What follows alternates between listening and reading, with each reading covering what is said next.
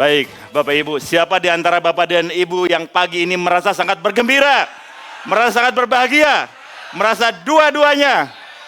Assalamualaikum warahmatullahi wabarakatuh.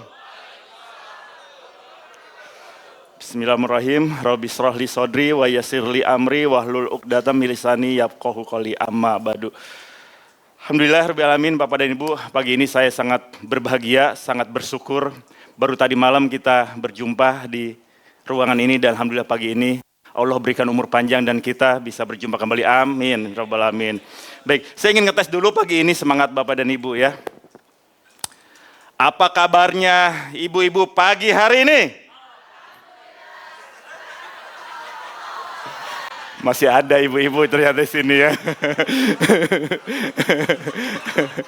Oke, baik. Apa kabarnya bapak-bapak pagi hari ini? Masya Allah, luar biasa ya. Mana suaranya Gen X? Mana suaranya Gen Y milenial? Mana suaranya Baby Boomer? Mana suaranya Gen Z? Oke, luar biasa. Saya minta tangan kanannya diangkat dulu ya. Kita ngetes pagi-pagi. Turunkan sebelah kanannya, pegang kuping sebelah kanannya. Oke, ya kita pagi-pagi udah jewer-jeweran. Siap? Oke, saudaraku. Saudaraku. Ini adalah telinga. Fungsinya untuk mendengar, untuk belajar. Jadi, bersiap-siap. Fokus, fokus, fokus. Ikuti saya, fokus, fokus, fokus. Oke, angkat tangan kirinya. Jewer sebelah kirinya. Bosku, bosku. Siap laksanakan. Kita bareng-bareng. Belajar bersama. Fokus, fokus, fokus. Oke, terima kasih. Aplaus untuk kita semua. Jadi Bapak dan Ibu, tadi malam kita sudah belajar apa aja? Oke, baik ya. Oke, apapun generasinya, lintas apapun, mau Gen X, mau Gen Y, milenial, Baby Boomer, atau Gen Z sekalipun, Bapak dan Ibu, kita bisa menyatukan semua komunikasi lewat satu kunci, yaitu profil modeling, Bapak dan Ibu. Ada berapa kunci kemarin semalam? Ada 5 kunci. Ada satu kunci profil motivasi yang terdiri dari 5 ciri motivasi, Bapak Ibu ya. Saya ulangi ya.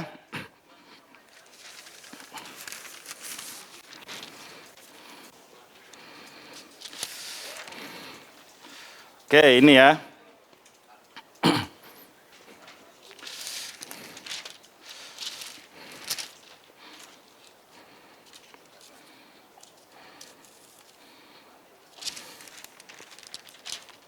Lima profil ciri motivasi. Kenapa kita butuh profil motivasi? Bapak Ibu, behavior seseorang itu punya polanya. Ya. Dan perilaku seseorang itu menunjukkan apa yang ada di dalam pikiran seseorang. Dan perilaku seseorang bisa berubah. Sehingga kita butuh yang namanya profil. Karena Bapak dan Ibu, tidak ada satupun manusia yang diciptakan tanpa potensi. Tanpa kelebihan, tanpa manfaat. Tidak ada orang yang lemah. Tidak ada orang yang enggak punya potensi. Yang ada hanyalah seseorang yang salah tempat atau salah posisi. Itulah kenapa dengan profil ini Bapak dan Ibu kita akan lebih mudah. Bagaimana kita mapping tim kita. Bagaimana kita bisa membaca atau memprediksi perilaku seseorang. Bagaimana kita bisa memahami perilaku seseorang. Kalau kita udah paham, sudah bisa memprediksi, insya Allah kita bisa akan lebih mudah menggerakkan seseorang, Bapak Ibu. Termasuk tim kita. Siap belajar pagi ini? Oke, langsung aja ya. Profil yang pertama, kita akan langsung ke profil nomor 2 ya. Profil nomor 1 nanti nyusul. Oke, kenapa? Nanti akan tahu alasannya. Yang kedua, berdasarkan arah motivasi. Kang Hafiz, silakan.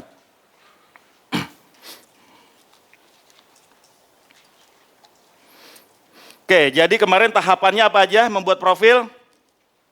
Yang pertama, apa itu konteks? Oke, setelah konteks kemudian menentukan kriteria itu apa? Oke, value, filter, bagaimana kita menentukan sesuatu berdasarkan untung tidak untung, baik tidak baik, dan sebagainya. Bagaimana cara menentukan kriteria? Pertanyaan kuncinya, apa yang Anda butuhkan dari sebuah konteks? Konteks bisa apa aja, tergantung apa yang sedang dibahas. Apakah konteksnya ketika belajar, apakah konteksnya membeli mobil, apakah konteksnya membeli rumah, apakah konteksnya merekrut karyawan, dan sebagainya. Apakah konteksnya berbisnis? Kembali ke kebutuhan masing-masing ya. Kemudian kriterianya dengan pertanyaan kunci, apa yang Anda butuhkan dari sebuah konteks? Apa yang Anda butuhkan dari sebuah mobil? Apa yang Anda butuhkan dari sebuah rumah? Kemudian akan muncullah kriteria. Nah, tadi malam saya udah contohkan kriteria Mas Iqmal. Konteksnya adalah mencari calon istri ya, dan inilah kriterianya Mas Iqmal ketika mencari calon istri. Nomor satu yang paling penting kriterianya bagi Mas Iqmal adalah harus seiman. Cantik nomor 3 setelah di hierarki atau dibuatkan prioritas. Nah, Bapak dan Ibu tadi malam udah praktek bagaimana membuat konteks kemudian membuat kriteria. Ketika konteksnya berubah maka kriteria akan berubah. Meskipun ada dua orang memiliki kriteria yang sama, bisa jadi hierarkinya berbeda, prioritasnya berbeda. Jadi Bapak dan Ibu, kita tidak bisa memaksakan seseorang harus selalu sama dengan kriteria kita. Karena setiap orang memiliki kebutuhan masing-masing, memiliki kriteria masing-masing. Jelas? Oke. Nomor 2, profil nomor 2, yaitu arah motivasi. Silahkan slide-nya Kang Hafiz. Oke, kita langsung loncat ke profil nomor 2, yaitu arah motivasi. Kita baca bersama-sama dulu ya, yang mendekati. 1, 2, 3, go!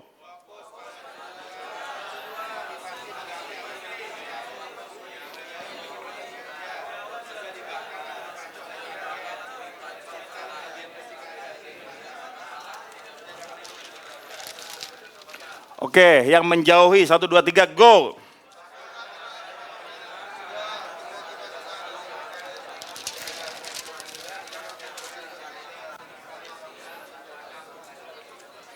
Baik, terima kasih. Saya menggambar apa? Menggambar apa? Oke, lapangan bola ya. Di sini ada kiper. Terus di sini ada B, katakanlah formasi berapa ini? 4-3-2. Oke, 4-3-2. Oh, kurang lebih begini ya. Ini mana lawan mana? Indonesia lawan Vietnam. Oke, Bapak dan Ibu, saya akan memberikan contoh tim sepak bola. Dalam sebuah tim sepak bola, Bapak Ibu, di sini ada posisi apa aja? Selain kiper? Terus apa lagi?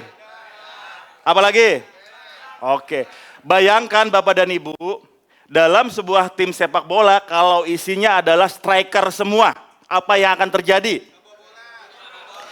Di situ Ronaldo, Messi, Bambang Pamungkas satu semuanya, striker, penyerang. Apa yang terjadi? Bakal kebobolan.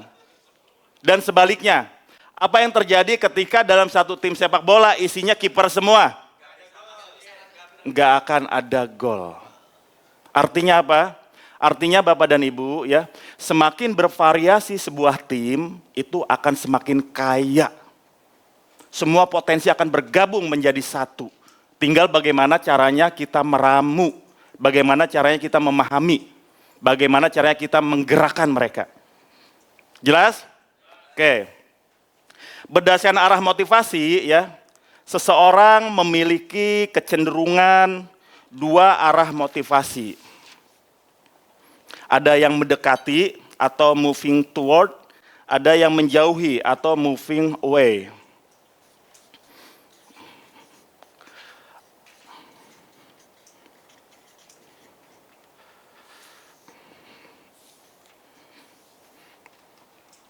Mendekati, menjauhi, moving away, moving toward.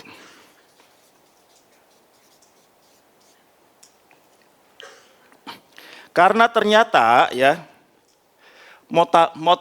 arah motivasi orang itu bisa berbeda Bapak Ibu. Contoh ya, ada yang tahu keledai? Tahu ya keledai? Bagaimana caranya agar keledai bisa berlari cepat? Diapain biasanya? Dikasih makan di depannya. Ketika seekor keledai dikasih makan, biasanya wortel ya, dikasih wortel di depan mulutnya, digantungin, dia akan berlari cepat mengejar wortel itu, Bapak dan Ibu. Karena dia tahu itu adalah makanan untuk dia. Itu adalah sebuah hal yang menyenangkan bagi dia. Makanya dia akan mengejar itu terus. Sebaliknya, kuda. Apa yang terjadi biasanya? Bagaimana caranya agar kuda mau berlari cepat? Dipecut. Bagian mana yang dipecut? Bagian pahanya, bagian belakangnya dipecut.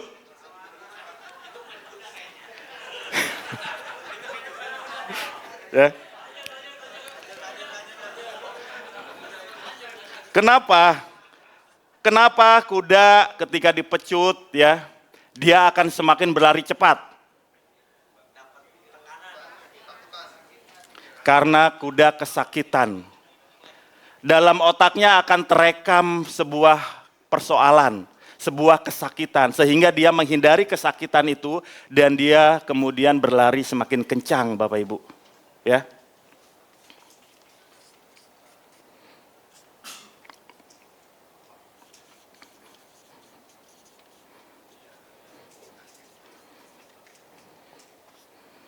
Jadi Bapak dan Ibu sudah mulai terlihat bedanya? Ya. Wortel ya, itu adalah tujuan. Wortel adalah target. Wortel adalah mimpi. Wortel adalah kebahagiaan yang ingin dicapai. Sementara pecut adalah masalah. Pecut adalah persoalan. Pecut adalah penderitaan.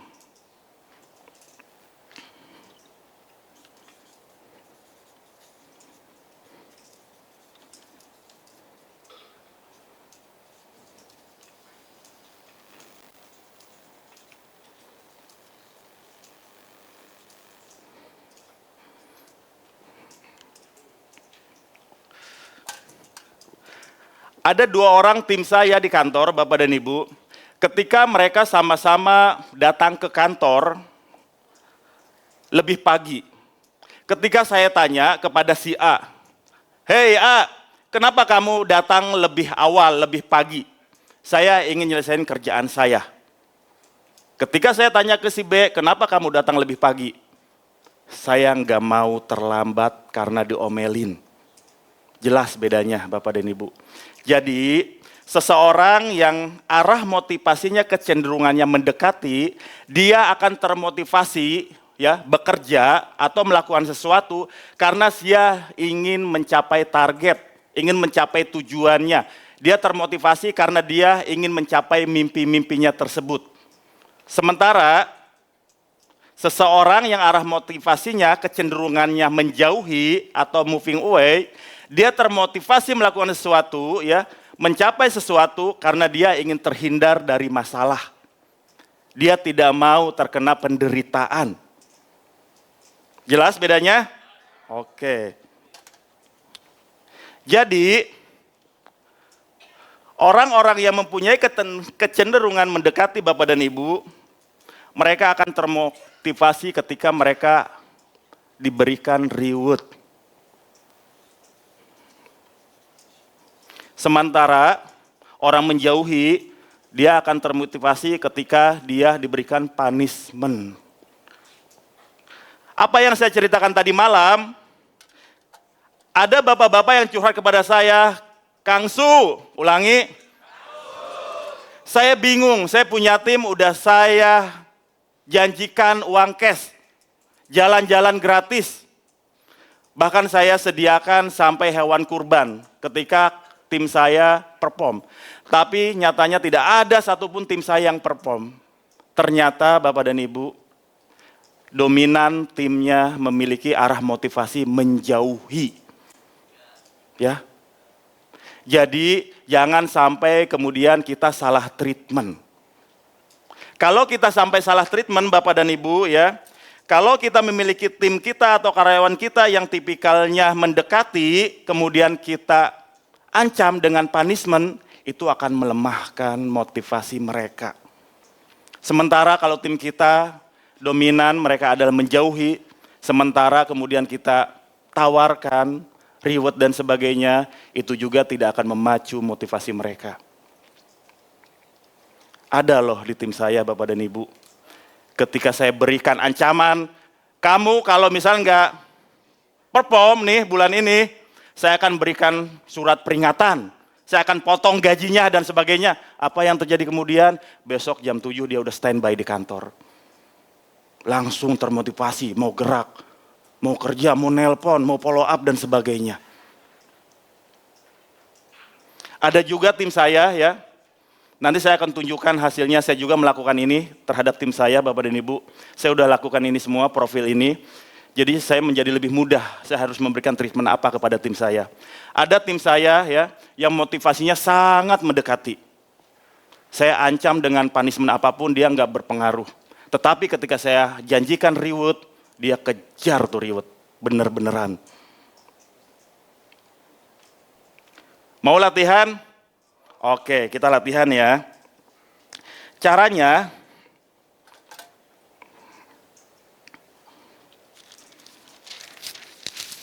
oke, ada lagi yang namanya pertanyaan kunci.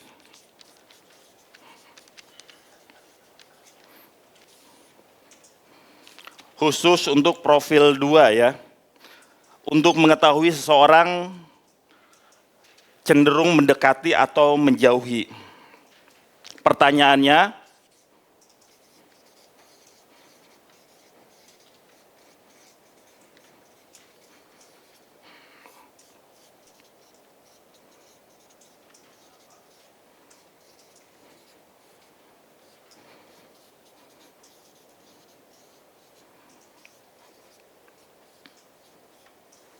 oke, pertanyaan kuncinya adalah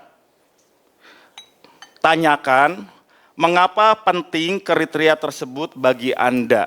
Contoh ya, saya akan contohkan. Mas Iqmal, mana Mas Iqmal? Oke, Mas Iqmal. Tadi malam Mas Iqmal konteks memilih jodoh ya. Ini kriterianya ya. Seiman, satu visi, cantik, diterima keluarga. Pertanyaan saya, mengapa penting bagi Mas Iqmal kriteria satu visi, seiman, cantik, dan diterima keluarga ini bagi Mas Iqmal? Mengapa penting? Jawabannya? Ada mic.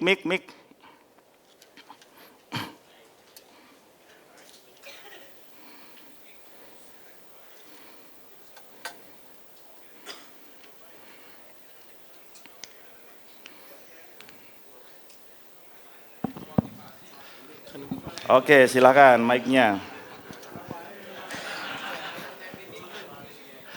Mengapa penting bagi Mas Iqmal ketika memilih calon pasangan memiliki kriteria 4 ini? Mengapa penting? Ya, yang pertama dulu ya, yang pertama penting seiman itu kan memang udah perintah dari agama. Pertama itu. Kemudian kenapa harus satu visi? Karena itu nanti berpengaruh bagi saya pribadi, bagi visi saya juga. Kalau saya salah pilih pasangan bisa goyah. Kemudian cantik ya, nanti kalau nggak cantik bisa juga. Ya, terutama itu. Mengapa penting harus cantik? Kenapa harus cantik? Ya karena itu nanti ngelirik yang lain kalau nggak cantik.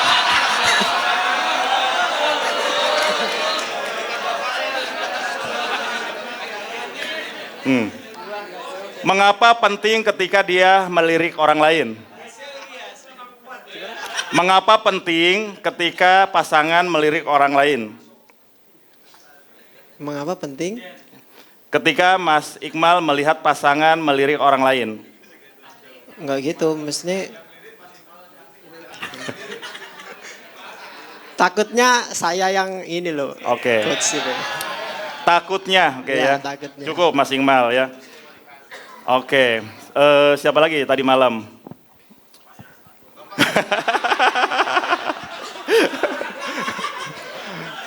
Panugraha deh, Panugraha. Konteksnya membeli mobil ya. Kriteria nomor 1 saya masih ingat itu harus after sales-nya ya. Bagus. Mengapa penting after sales-nya harus bagus? Mike. Ini Panugraha silahkan. Mengapa penting after sales harus bagus bagi Panugraha? Ini pengalaman pribadi, Coach. Kebetulan saya kan bawa Pajero yang lama lah. Bapak saya bawa BMW. Nah, kalau misalnya mobil saya rusak, pagi saya masukin bengkel, langsung siang atau sore udah keluar. Spare part-nya banyak. Nah, bapak saya dengan BMW, padahal mobil saya pun harganya nggak ini ya. Bapak mobilnya BMW, harganya 1M. Tapi kalau masuk bengkel, 2 minggu baru keluar. Karena apa? Spare part-nya nggak ada. Gitu. Oke. Mengapa penting spare part-nya harus ada? Jadi saya kan harus moving gitu, harus bergerak, ya kan? Mengapa penting harus bergerak? Karena pekerjaan. Mengapa penting harus bekerja?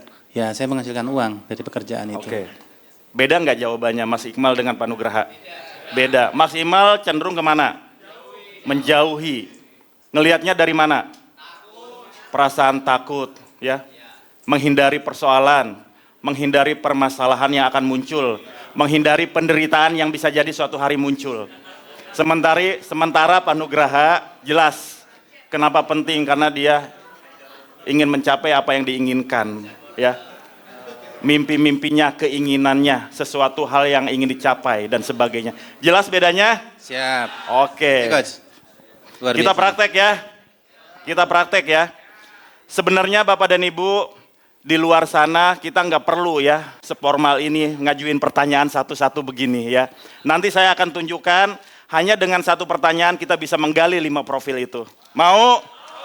Oke ya. Karena kita sedang belajar untuk mempermudahkan, saya berikan pertanyaan-pertanyaan kunci. Oke, sekarang silahkan bentuk kelompok masing-masing 2 orang. Bisa kiri kanannya, bisa depan belakang. Mulai dari sekarang. Go. Instruksinya ya, praktekkan seperti yang tadi saya lakukan untuk menentukan profil 2. Menjauhi atau mendekati. Konteksnya bisa memakai konteks tadi malam, kriteria tadi malam. Ya. Dan berikan pertanyaan ini. A memprofil B, B memprofil A. Jelas? Oke, silahkan. Lutut ketemu lutut ya. Biar intens. Waktunya 5 menit ya.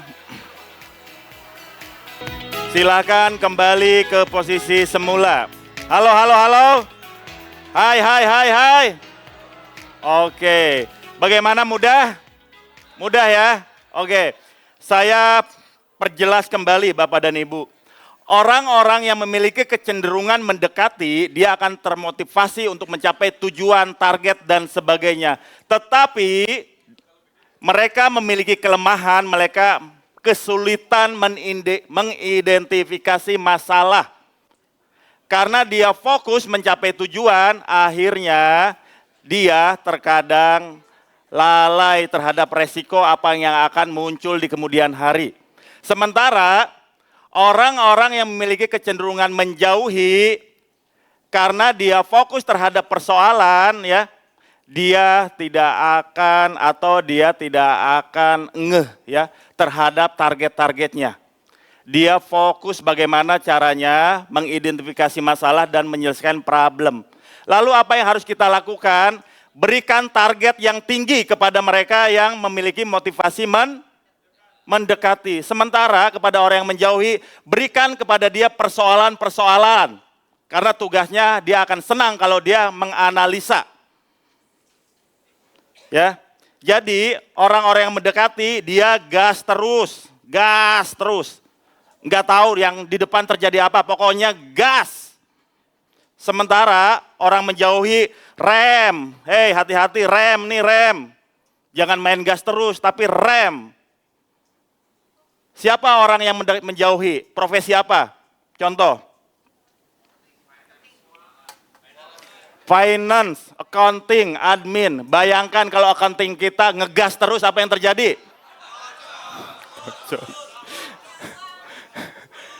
Dan siapa profesi yang mendekati? Sales. Apa yang terjadi kalau sales kita kemudian dia menjauhi?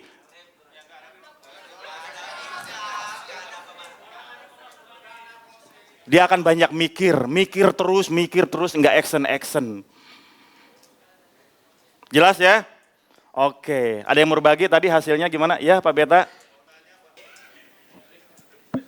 Oh sudah, ya silakan. Baik, terima kasih.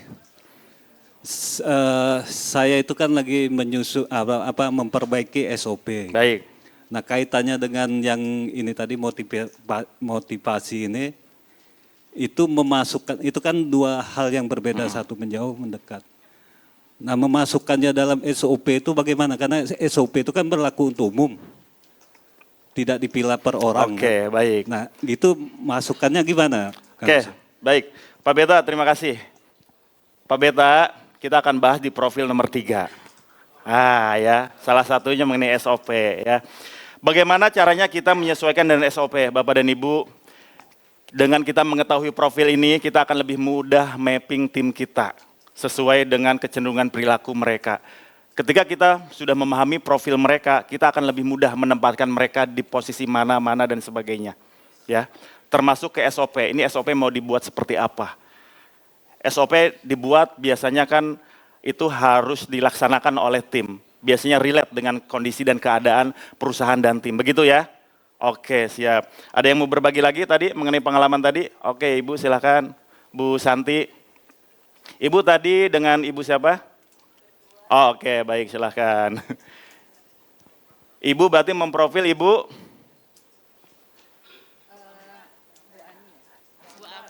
Oh, Bu Ambar. Oke, silakan Bu Santi. Ya, tadi ya kita sama-sama mak-mak ya Bapak. Kan inginnya juga nanti punya anak mantu. Jadi konteksnya apa Bu? Jadi konteksnya apa? Konteksnya mencari anak mantu. Oh, anak mantu. Jangan-jangan nyambung. Ya siapa tahu ada yang mau mendaftar. Oke. Jadi kriterianya apa aja? Ya tadi kan kita konteksnya cari anak mantu perempuan. Kemudian kriteria. Oh perempuan. Iya yang perempuan. Oke. Kriterianya dan hierarkinya tadi kita diskusikan ya Mbak Ambar.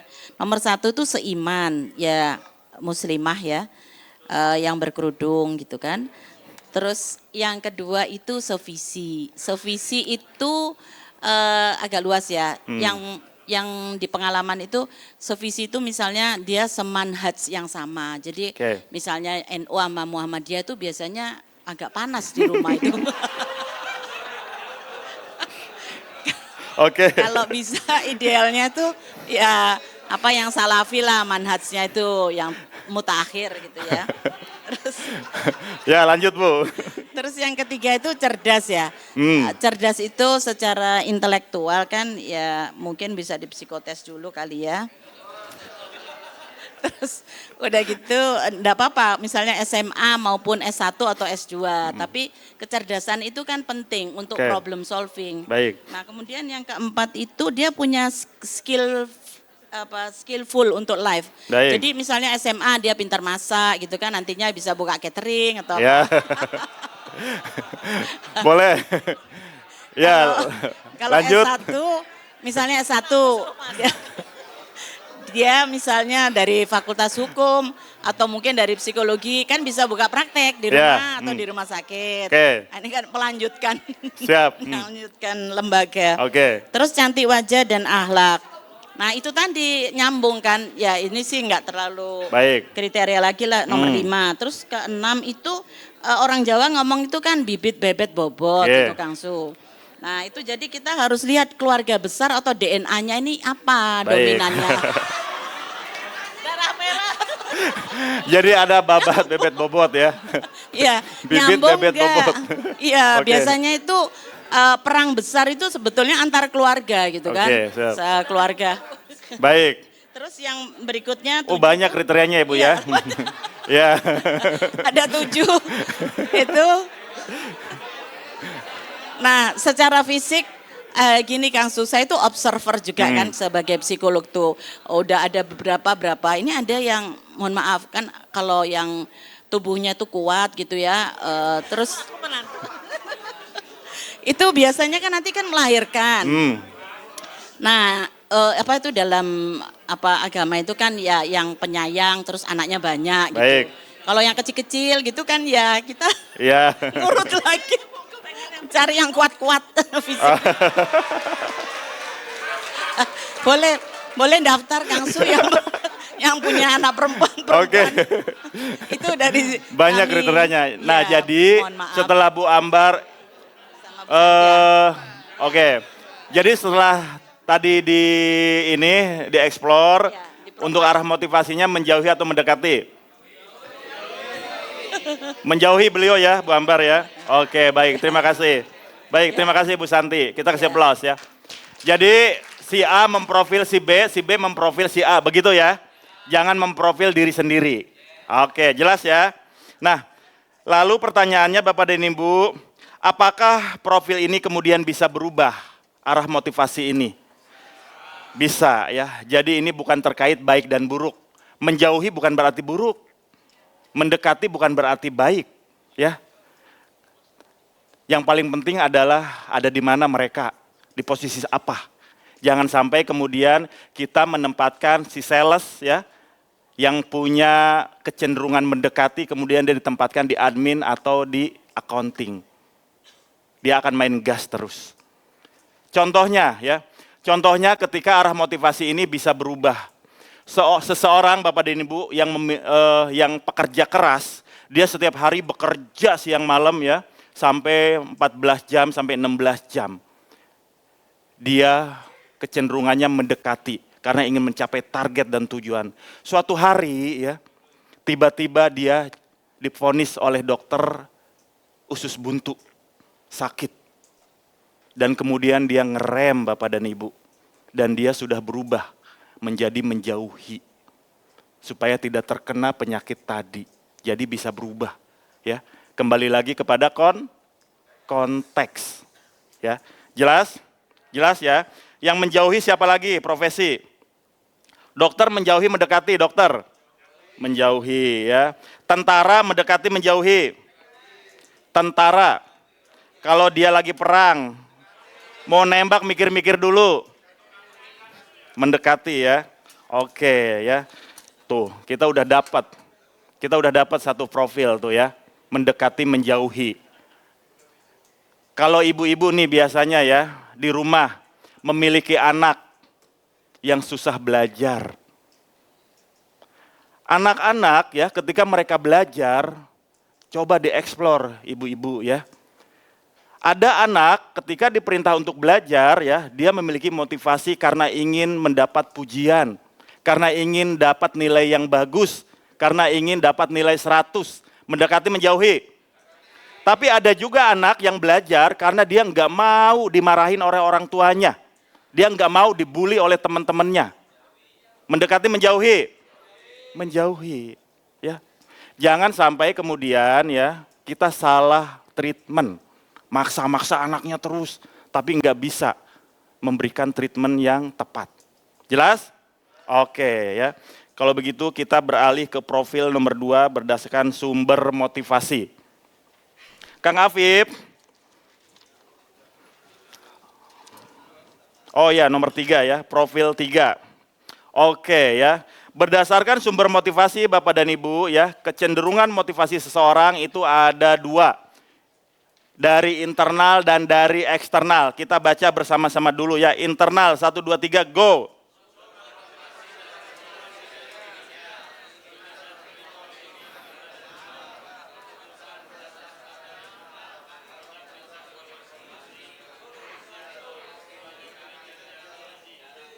Oke, eksternal, 1, 2, 3, go.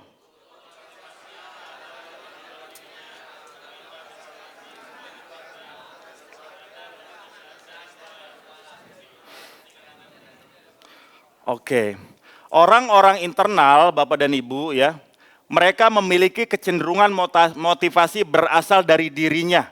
Dia memiliki standar dirinya. Dia tidak peduli dari luar sana orang mau ngomong apa, tapi dia punya standar dirinya. Dia tetap mendengarkan, tapi informasi yang diperoleh dari luar akan diolah dan akan dibandingkan dengan standar dirinya. Sementara orang-orang yang kecenderungannya eksternal, Bapak dan Ibu, ya, orang-orang eksternal akan sangat mudah dipengaruhi dari luar. Karena sumber keputusan mereka berdasarkan informasi dari luar. Jelas? Contoh, orang-orang eksternal, ya, misalkan ya, ibu-ibu misalkan nih ya, Bu, kerudungnya warnanya kok nggak cocok, terlalu cerah. Orang-orang eksternal akan langsung lari ke kamar mandi, dia akan langsung ngaca, masa sih yang bener aja gitu.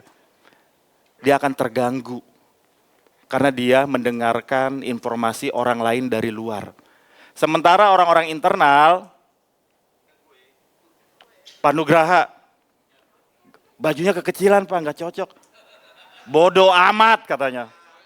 Terserah gue, suka-suka gue. Itu internal Bapak Ibu. Ya. Jadi, orang-orang internal ya, bukan berarti nggak mendengarkan orang lain, tetap mendengarkan. Tapi akan dibandingkan dengan standar dirinya. Seperti di ruangan ini. Ketika pembelajaran ya Bapak Ibu, orang-orang internal biasanya dia akan sibuk berdialog dalam hatinya. Kang Su kok gitu sih? Kok materinya gitu, saya kan udah pernah dapat. Kang Su penampilan gini, ini gak sesuai ini dengan keinginan saya. Orang-orang internal, dia akan sibuk tuh, berisik dalam hatinya. Sementara orang eksternal Bapak dan Ibu akan lebih mudah menerima apa yang disampaikan. Jadi saran saya bagi Bapak dan Ibu yang internal ya, ketika belajar ya internalnya disimpan dulu. Nanti di luar baru internal lagi. Siap? Oke, baik ya. Nah, pertanyaan saya, bos itu sebaiknya internal atau eksternal? Baik. Bisa kombinasi, tetapi tetap dominansinya adalah internal Bapak Ibu. Bayangkan kalau seorang bos kemudian dia diatur-atur orang lain, dia mengambil keputusan akan terombang-ambing, akan berubah-ubah. Lalu bagaimana suami istri? Nih, gara-gara tahu internal eksternal ya, kemudian suami naruh handuk sembarangan, buka toples nggak tutup, diomelin istrinya, terus jawab, aku kan internal mah. Membela diri ya, udah tahu, aku kan internal mah, suka-suka papa dong. Nah, ya, oke. Mau latihan lagi? Oke, nih saya kasih lagi pertanyaan kuncinya ya.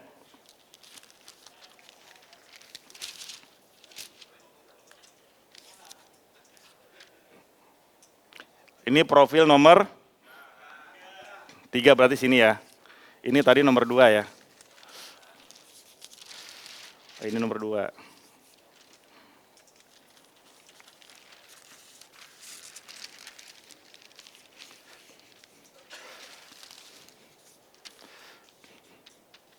Bagaimana Anda tahu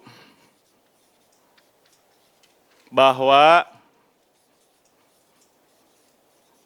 harusnya ini di awal tadi ya, sebelum saya bocorkan.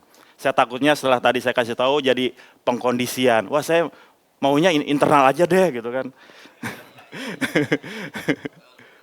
Bagaimana Anda tahu bahwa Anda sudah mengerjakan atau melakukan ya, mengerjakan atau melakukan konteks dengan baik. Contoh, Pak Nugraha membeli mobil. Pertanyaannya, bagaimana Pak Nugraha tahu bahwa Anda sudah membeli mobil dengan baik atau dengan benar? Kalau rekrut karyawan, pertanyaannya bagaimana Anda tahu bahwa Anda sudah merekrut karyawan dengan benar? Kalau konteksnya memilih jodoh, bagaimana Anda tahu kalau Anda sudah memilih jodoh yang benar? Lagi-lagi kita ke Mas Iqmal ya. Contoh lagi Mas Iqmal, nggak apa-apa Mas Iqmal? Oke.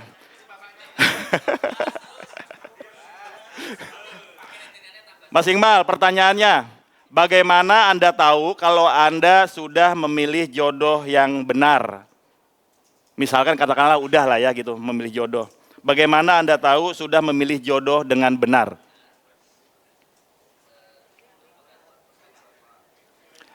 Mic mana? Tolong mic-nya standby. Apa nomor 1?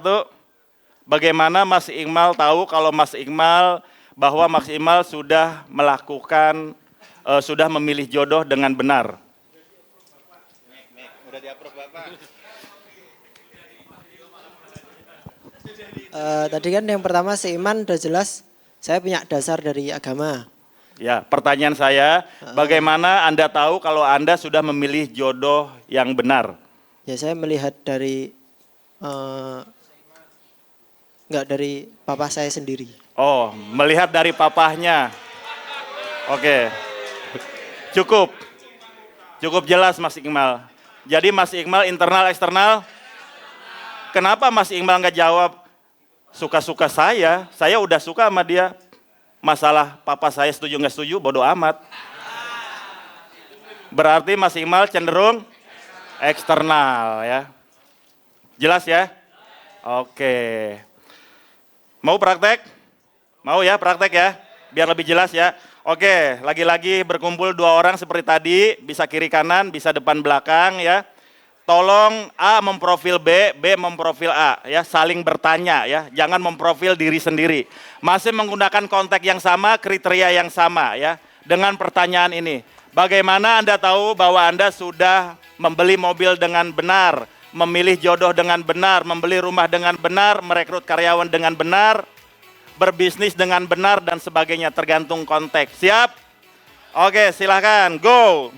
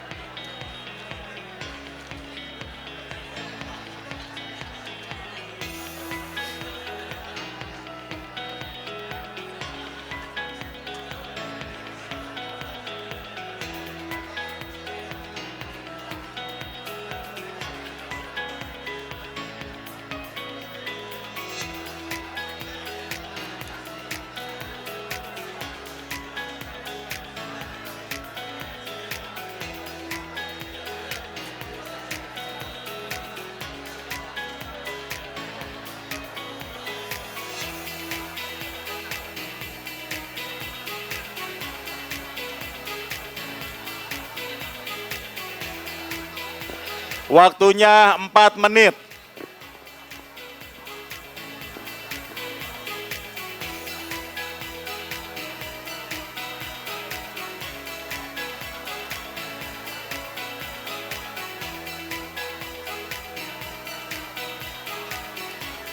Waktunya 4 menit.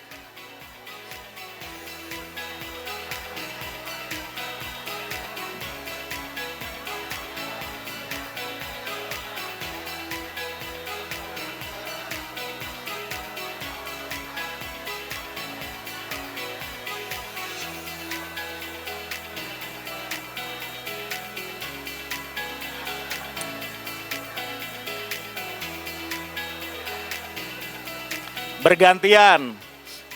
A memprofil B, B memprofil A.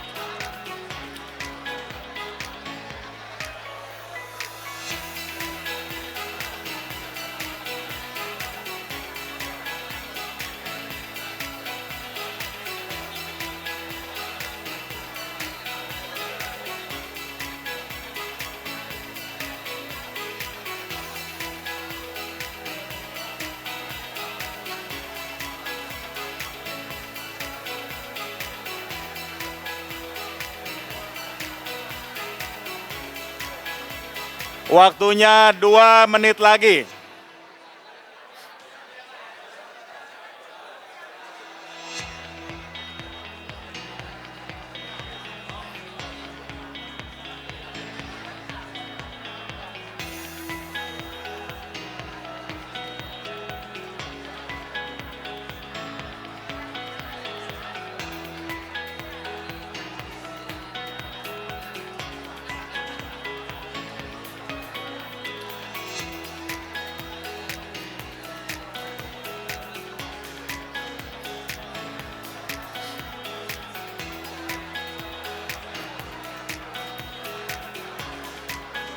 Waktunya 1 menit lagi. 1 menit lagi.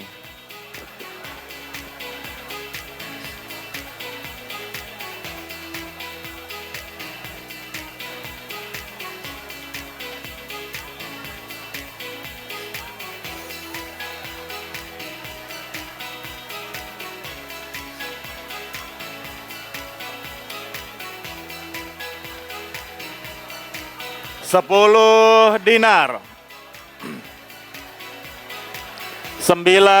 dinar. 8 dinar.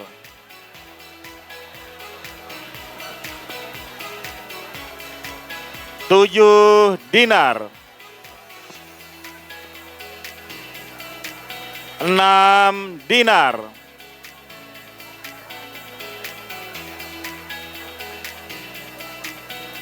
5 dinar.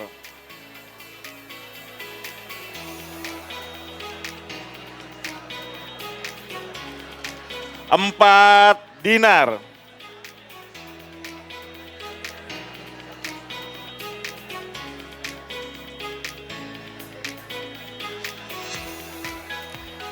3 dinar. 2 dinar.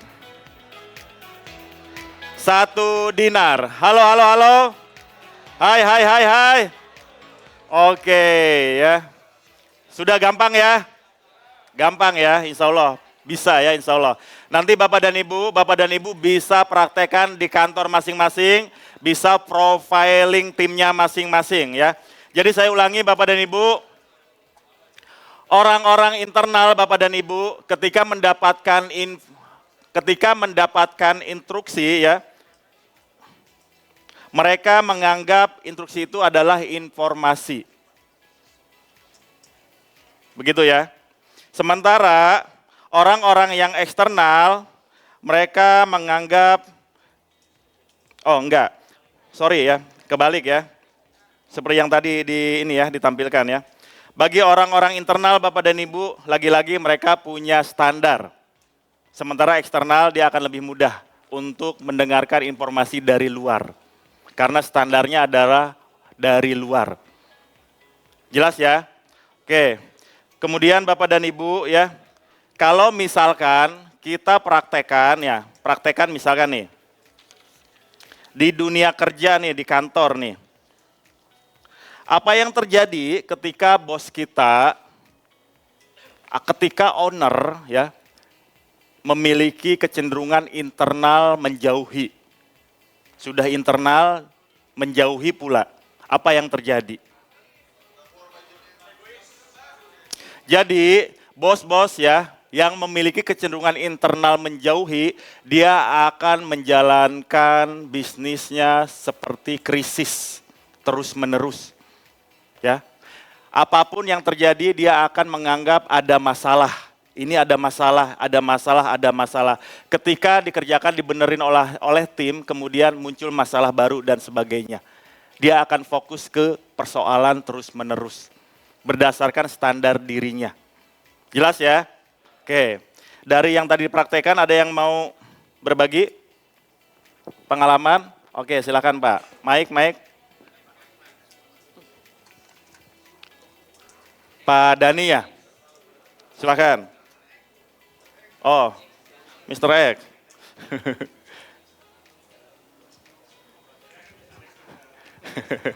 Silakan Pak. Bapak memprofil siapa? Ya, baik. Atau mau menceritakan profil sendiri? Enggak lah, saya memprofiling sahabat saya. Masya Allah. Baik. Silakan. Mohon izin, saya Mr. X dari Kota Semarang. Oh, jadi yang memanah kemarin ini ya, semalam ya? Iya. Nah, ini tadinya mau nyari besan, tapi nggak jadi. Saya memprofiling Mas Anja karena Mas Anja ini ingin memprofiling bagaimana mengambil proyek itu apa tidak. Oke. Nah, bagaimana mengambil proyek itu atau tidak. Konteksnya itu, konteksnya itu. Kriterianya ada 5, 1 ITM, 2 bisa dikerjakan. Oke, Yang ketiga harga bagus sekali. baik. Yang keempat persaudaraan. Oh, ya. Yang kelima referral market. Siap. Kalau diambil ini bisa beresonansi enggak nih? Oh, ya. Ya. Setelah ini di hierarki. Hierarki yang pertama ternyata adalah persaudaraan, bukan harga, bukan referral marketnya. Nomor 1, Nomor 1 hierarkinya persaudaraan. persaudaraan. Oke. Luar biasa beliau ini ya. Orang Jepara ini memang luar biasa persaudaraannya. Oke, lanjut. Yang kedua pasti harga bagus. Yang ketiga bisa dikerjakan. Yang keempat itu ITM. Baik. Dan yang terakhir adalah referral market otomatis yang terakhir. Oke. Nah, bagaimana menentukan dia internal atau eksternal? Pendekatannya adalah motivasinya adalah prestasi kerja. Oke. Kalau prestasi kerja berarti beliau internal.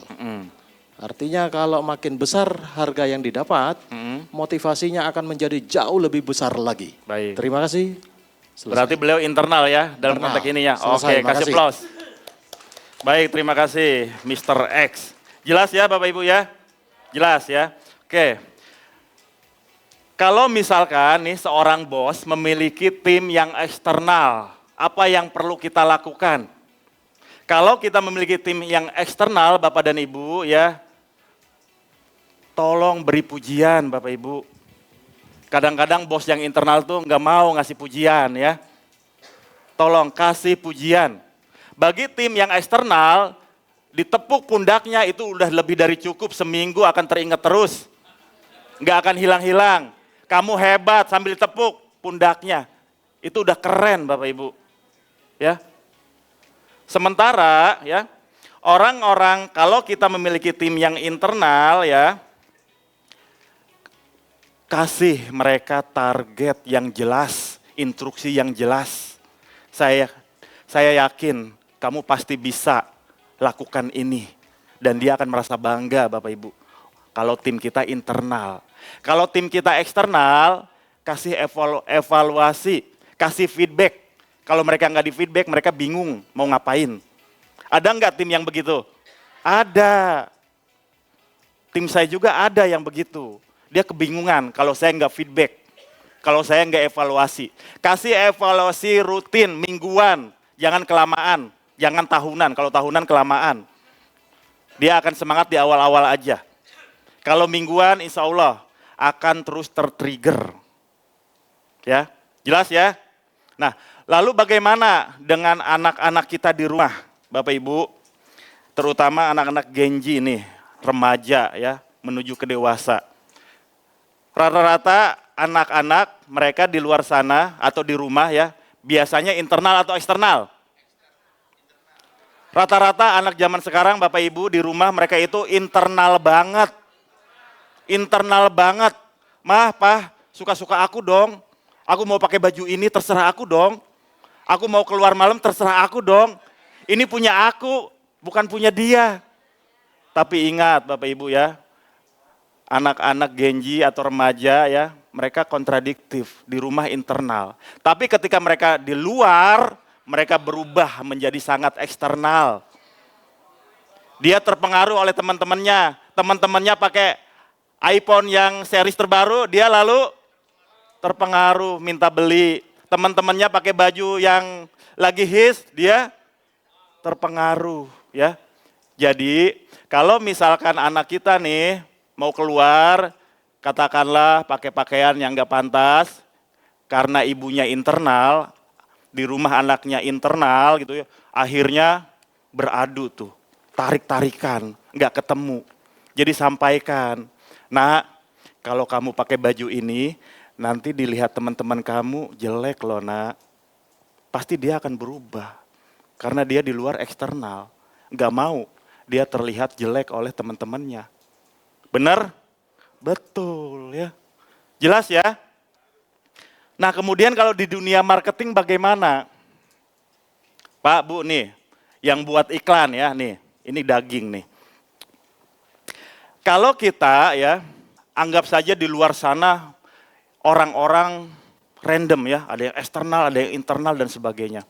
Kalau kita membuat iklan, membuat marketing Bapak dan Ibu ya, kita menggunakan influencer, kita menggunakan jasa artis, selebritis, atau tokoh-tokoh ternama, bagi orang-orang yang eksternal itu efektif.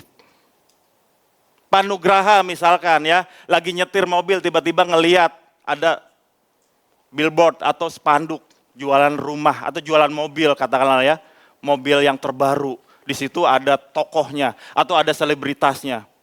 Kalau Pak Nugraha eksternal, dia akan langsung terpengaruh dan akan langsung gak pikir panjang, langsung beli.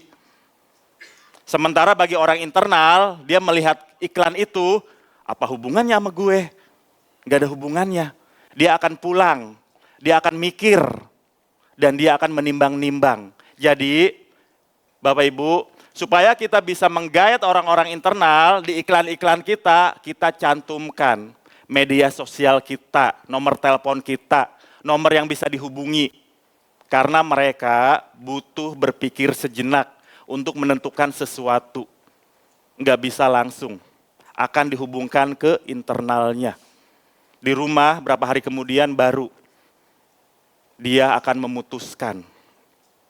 Begitu juga dengan tim saya, tim Sari Award Bapak dan Ibu, ketika menelpon klien untuk ikut event dan sebagainya, ya, ketika mereka tahu kliennya ini cenderungnya internal, mereka tidak akan memaksa, akan memberikan ruang, silahkan berpikir. 3 hari, 1 minggu setelah itu ngabarin, oke saya ikut, tolong daftarkan saya. Seperti itu, jelas? Oke, baik ya. Lalu bagaimana kalau misalkan, saya berikan contoh ya.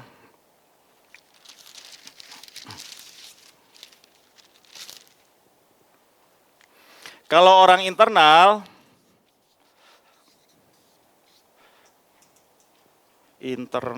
oke. Ketemu ya dengan orang eksternal, orang internal akan menganggap orang eksternal sebagai apa? Sebagai orang yang apa? Apa, ayo?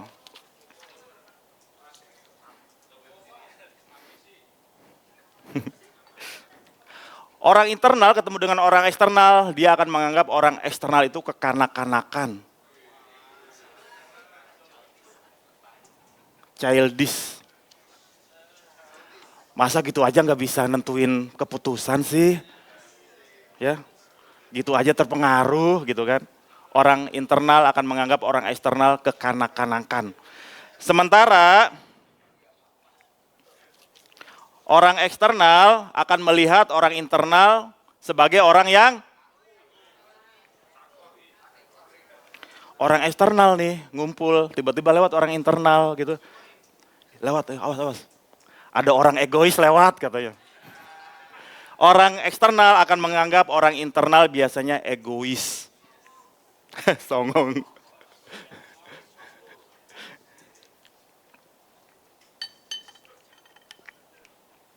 Sementara kalau orang internal berkumpul, bertemu dengan sesama orang internal, mereka akan menganggap diri mereka sebagai orang yang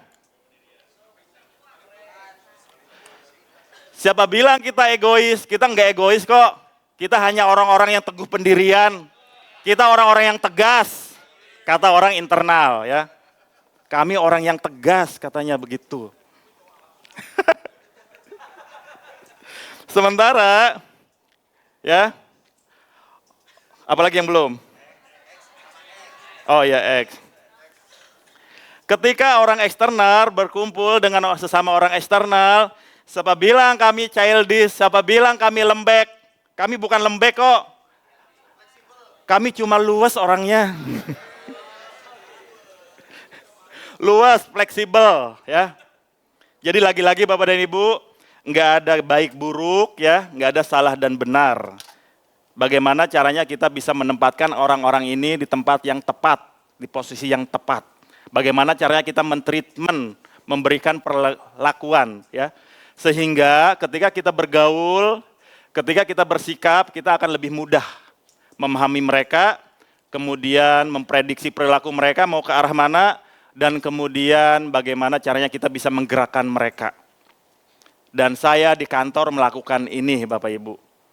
Termasuk Pak Samsul melakukan ini. Sehingga kalau saya ngobrol dengan Pak Samsul, saya sibuk nih nebak-nebak ini arahnya kemana nih. Maunya beliau apa nih, dan sebagainya. Jelas ya? Jelas, sudah bisa membedakan ya? Oke ya. Ini internal, profesi internal apa aja contohnya? Bos, hakim internal eksternal? Internal, bayangkan kalau hakim eksternal. Nah, tergantung. Tergantung konteks ya.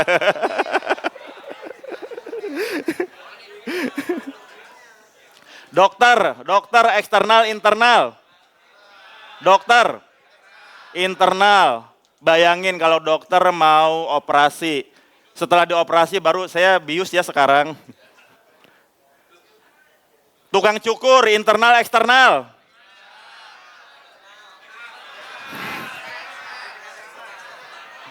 Bayangin kalau tukang cukur internal. Suka-suka saya dong mau model apa? Kenapa kamu yang repot? Tukang kerimbat, eksternal, internal. Bayangin kalau tukang keribat internal, kepala Bapak bisa diwejek-wejek ya. Ya. Jadi eksternal apa aja contohnya, profesi apa aja? Customer service, internal, eksternal. Eksternal ya, customer service ya. Kemudian pilot internal, eksternal. Oke. Nih sales nih. Sales internal, eksternal. Dominan mana? Eksternal Bapak Ibu. Sales harus service excellent ya terhadap klien. Bagaimana memberikan kepuasan kepada klien. Service dan sebagainya. Kalau sales nggak mendengarkan apa yang jadi keluhan klien, suka-suka saya Bu, terserah mau ikut mau enggak gitu kan, nggak mungkin gitu ya. Oke, jelas ya. Orang internal dia akan terus menunjuk kepada dirinya, ini gue, terserah gue. Sementara orang eksternal akan nunjuk keluar Bapak Ibu. Sebenarnya selain kita belajar dari pertanyaan kunci tadi, kita juga bisa memperhatikan gestur Bapak Ibu, ya, verbal dan non-verbal. Verbal itu kata-kata yang sering keluar. Kalau tadi mendekati menjauhi, orang mendekati kata-katanya pasti target, mimpi, dan sebagainya. Sementara kalau yang menjauhi tadi kata-katanya pasti masalah, persoalan, menghindar, dan sebagainya. Kita bisa belajar dari situ. Termasuk ini, internal, eksternal. Orang internal pasti akan terus saya. Eksternal, luar, dari luar dan sebagainya. Jelas ya? Bahasa tubuh juga kelihatan Bapak Ibu. Sebenarnya dari tadi malam sampai sekarang saya terus memperhatikan Bapak Ibu. Mana yang internal, mana yang eksternal. mulai bisa membaca Bapak Ibu. Ya.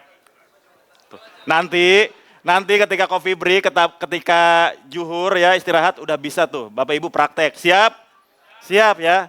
Ini udah bisa jadi dukun ya. Bisa ngelihat langsung. Siap ya? Oke, baik. Kan tadi harus networking ya, harus ngobrol. Jangan sibuk dengan dirinya sendiri. Oke, udah dapat 2 profil motivasi. Yang nomor 4.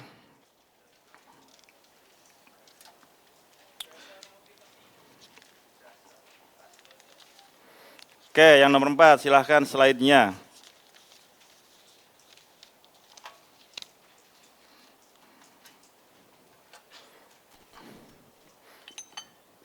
Nomor 4, berdasarkan dasar motivasi ada 2. Seseorang yang kecenderungannya opsional dan seseorang yang kecenderungannya prosedural. Kita baca dulu bersama-sama, opsional. 1, 2, 3, go!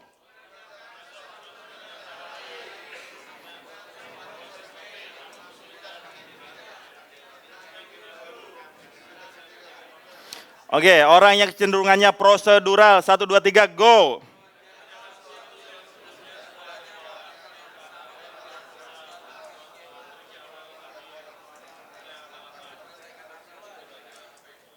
Oke ya, jadi Bapak dan Ibu, orang-orang opsional adalah orang-orang yang terus bergerak dengan ide-ide barunya. Dia nggak betah ya, duduk di satu tempat dalam waktu yang lama. Dia senang membuat SOP baru, tetapi dia juga yang melanggar. Baru 3 bulan SOP dibuat, 3 bulan itu udah dibuatkan lagi SOP baru. Ya, itu orang-orang yang kecenderungannya opsional. Orang opsional sulit menjaga komitmen, sering ngacak-ngacak aturan.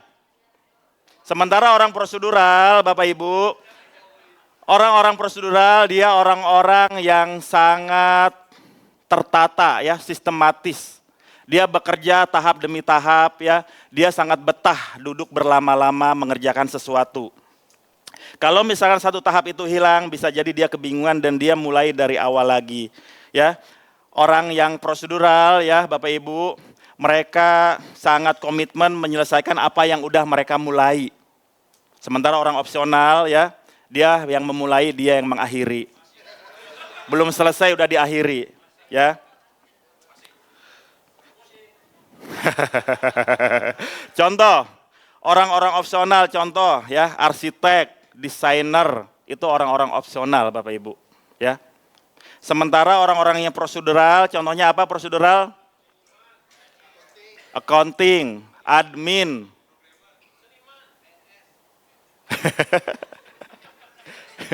PNS. Ya, pilot opsional prosedural. Bayangin seorang pilot kalau tiba-tiba Bapak dan Ibu siap-siap kita akan mendarat di atas laut. Bapak Ibu ya, kita udah bosan mendarat secara normal, siap-siap kita akan mendarat secara menukik. Ya, hati-hati. Jadi Bapak dan Ibu ya, orang-orang opsional itu adalah orang-orang yang biasanya warm chicken seat. Apa itu warm chicken seat?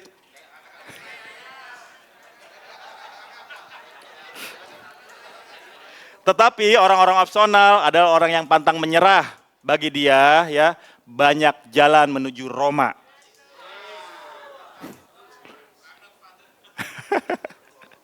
Ya. Jadi jelas ya. Nah, latihan lagi, siap latihan lagi? Oke ya, kita akan latihan lagi pertanyaan kuncinya.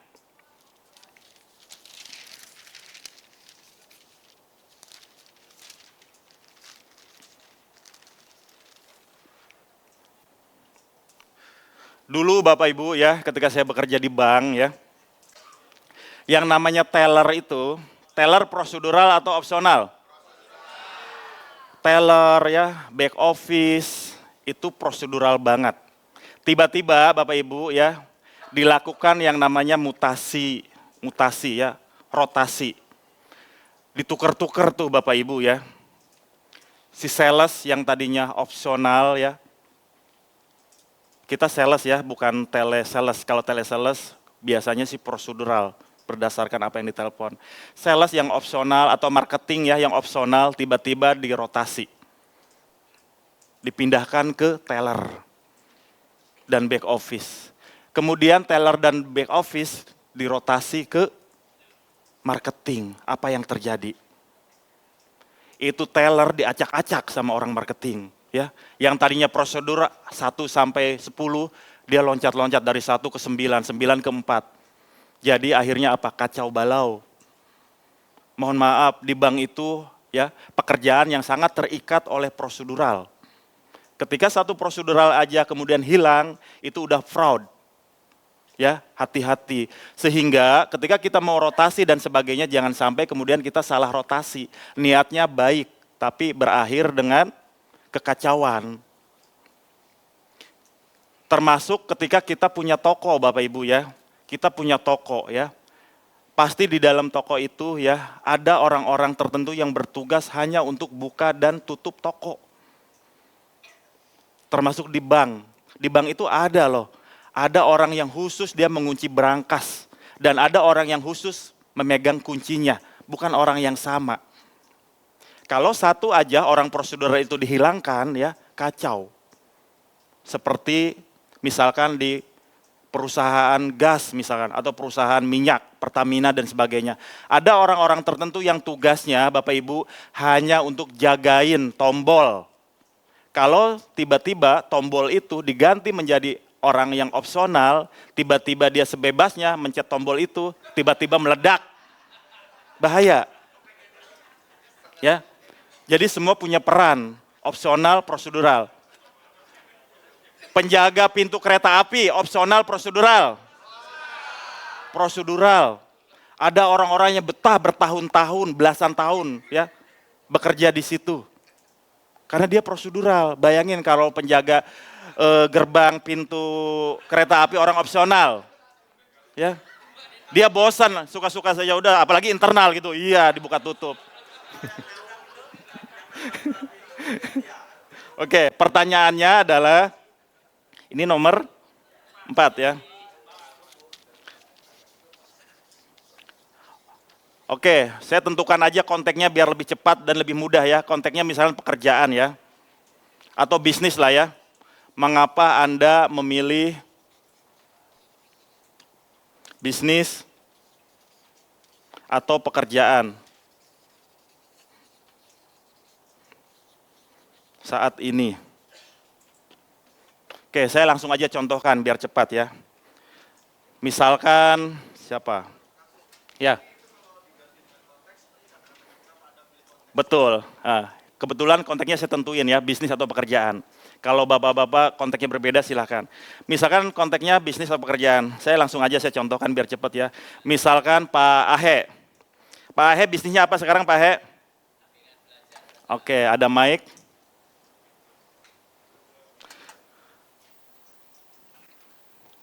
Pak Ahe, mengapa Anda memilih bisnis belajar saat ini?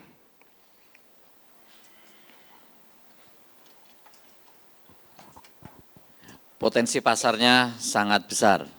Oke, cukup? Oke, makasih. Saya tanya, siapa lagi? Ibu-ibu? Ada yang mau saya tanya? Oke, yang depan aja deh. Kakak siapa kak? Adel apa sekarang? Pekerjaan, bisnis apa? Mungkin untuk sekarang buat konten gitu. Oke. Mengapa Anda memilih pekerjaan membuat konten saat ini? Mungkin pengen sharing aja tentang, kan aku suka masak. Jadi sekalian sharing resep masak gitu. Ya, lanjut.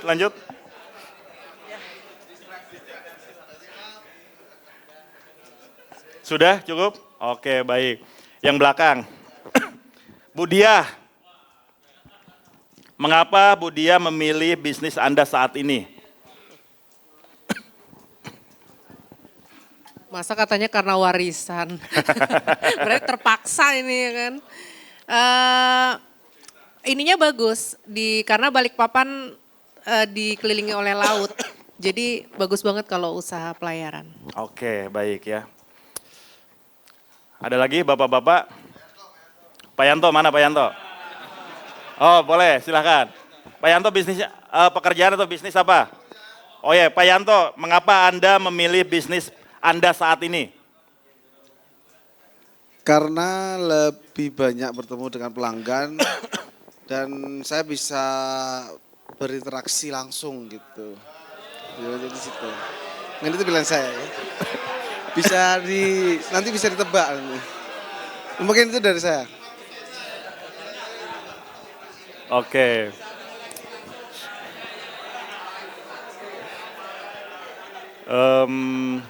Oke, Pak Yana. Pak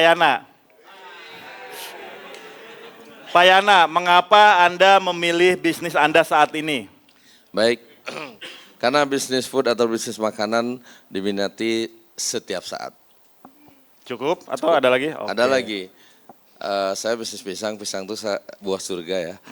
Oke. Baik, terima kasih Pak Yana. Kita kasih aplaus dulu dong untuk semuanya. Nah, Bapak Ibu ya, dari semua teman-teman yang tadi saya tanya, jawabannya singkat, padat, dan to the point. Artinya ya, itu mendekati kecenderungan ke orang-orang opsional. Tadi saya mencari pertanyaan ke menunjuk yang prosedural, ternyata belum berhasil. Orang-orang prosedural, Bapak dan Ibu, ketika ditanya, mengapa Anda memilih pekerjaan atau bisnis Anda saat ini? Kemarin di TMC Batch 1, ketika saya tanya, ada yang bercerita dari sejak dia di dalam rahim sampai sekarang. Diceritakan semuanya Bapak Ibu. Dari masuk sekolah kemudian cerita akhirnya sampai saat ini. Jadi terlihat banget kecenderungan dia adalah prosedural. Orang-orang prosedural dia akan bercerita ngalor ngidur panjang lebar. Padahal pertanyaan adalah mengapa Anda memilih bisnis Anda sekarang. Tapi dia menceritakan apapun diceritakan. Sejarahnya diceritakan. Perjalanannya diceritakan. Dulu Kang Su, sebenarnya saya bukan bisnis ini. Dulu saya bisnis X, tapi akhirnya ganti dari bisnis B. Sekarang jadi bisnis A, diceritakan sama dia. Jelas? Nanti bisa praktek ya? Bisa praktek siap? Oke ya, baik. Kita akan masuk ke profil yang berikutnya, yang nomor 5. Berdasarkan faktor motivasi.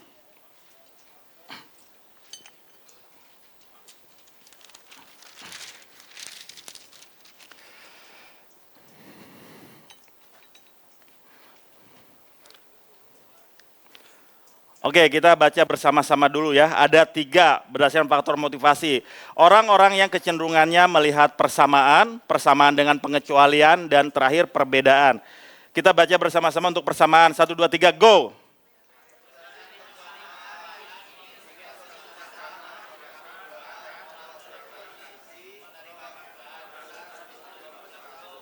Oke, persamaan dengan pengecualian. 1, 2, 3, go!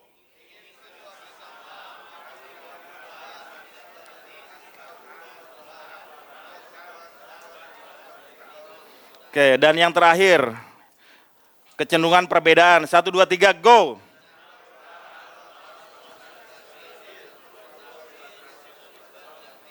Oke, baik.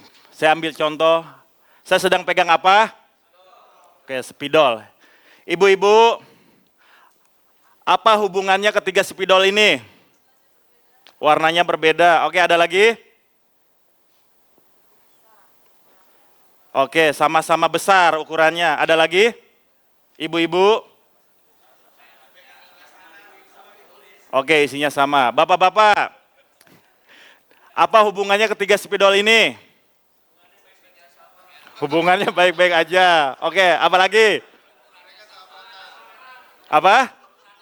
Ukurannya sama, terus apa lagi? Mereknya sama. Oke, jelas ya. Bapak Ibu, sangat jelas di ruangan ini ada orang yang kecenderungannya persamaan dan ada orang yang kecenderungannya perbedaan. Kenapa ada 2 jawaban? Ada orang-orang yang fokus melihat persamaan dari spidol dan ada juga orang-orang yang fokus melihat keperbedaan. Secara enggak sadar tanpa dikondisikan. Jelas bedanya? Orang-orang persamaan Bapak Ibu ya,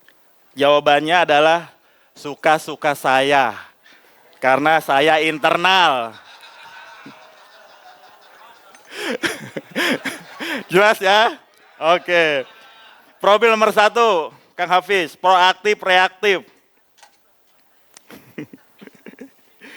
Oke, kita baca bersama-sama dulu ya. Proaktif, 1, 2, 3, go.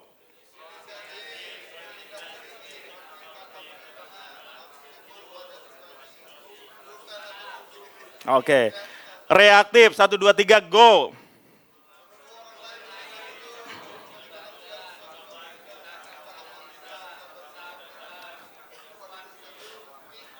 Oke, saya mau cerita Bapak Ibu ya. Dulu ketika saya masih pengantin baru ya, istri saya memutuskan untuk membeli rumah, membeli kendaraan dan sebagainya. Dalam urusan belanja, istri saya sangat proaktif. Nggak mikir panjang.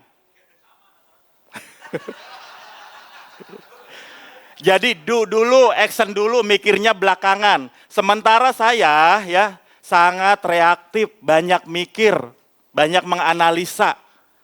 Ya, kalau ayah banyak mikir, udah ketinggalan, keburu habis rumahnya. Akhirnya apa? Akhirnya bener, akhirnya terjebak utang, terjebak riba. Akhirnya nyalahin istri saya gitu kan, tuh kan, apa ayah bilang gitu kan. Dan alhamdulillah ketemu MMC dan udah lunas Bapak Ibu. Alhamdulillah. Nah ya, jadi Bapak Ibu ya, orang-orang yang cenderungannya proaktif ya, dia itu auto self starter. Dia dulu tingnya belakangan. Pokoknya serobot aja dulu ya.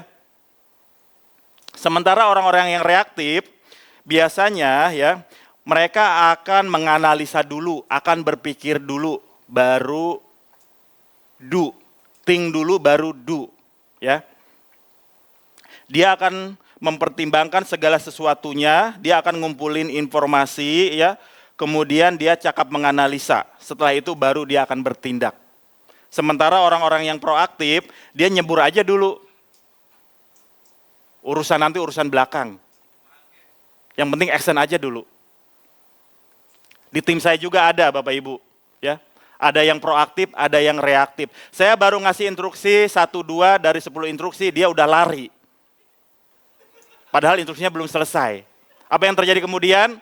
Salah. Ada juga tim saya yang terlalu reaktif.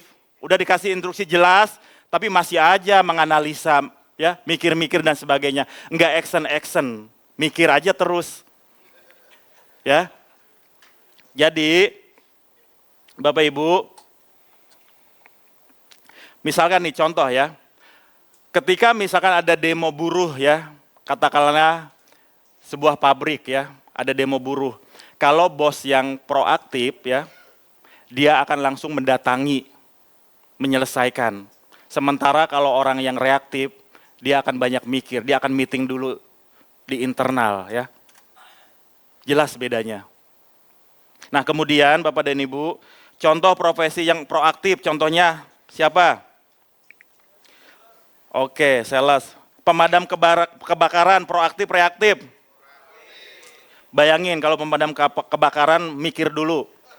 Kebanyakan mikir, udah habis kebakaran. Orang-orang reaktif contohnya, profesi apa? Oke, kredit analis ya, accounting, finance, itu reaktif Bapak Ibu ya.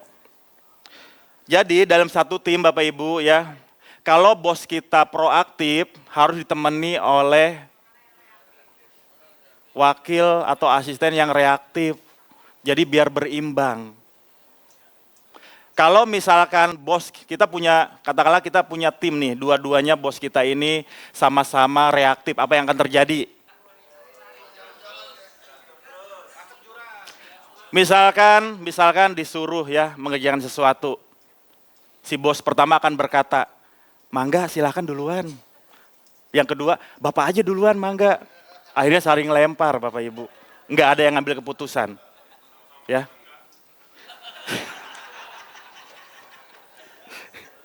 Jelas ya? Jadi orang-orang proaktif mereka menganggap mereka lah yang mengendalikan dunia, sementara orang-orang reaktif adalah dunia yang mengendalikan mereka. Ya.